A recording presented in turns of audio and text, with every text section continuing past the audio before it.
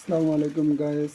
আজ আমরা আপনাদের সাথে শেয়ার করতে যাচ্ছি কিভাবে আমরা আমাদের পয়েন্টে মাছ প্রসেসিং করে থাকি এবং খাদ্য অভ্যাস গড়ে তুলি। এটা আমাদের 2 নম্বর পয়েন্ট। এই পয়েন্টে মূলত আমরা জিরো মাছ দিয়ে থাকি এবং প্রতিনিয়ত একটি টাইম করে তাদের খাদ্য অভ্যাস গড়ে তুলি।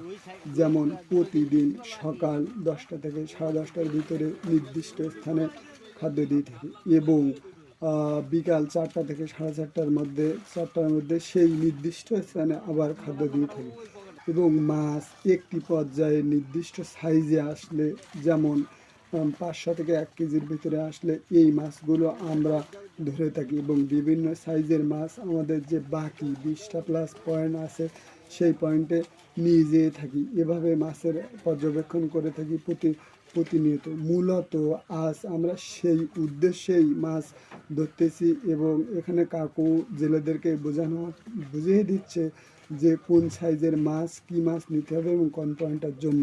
সাথে থাকার জন্য ধন্যবাদ।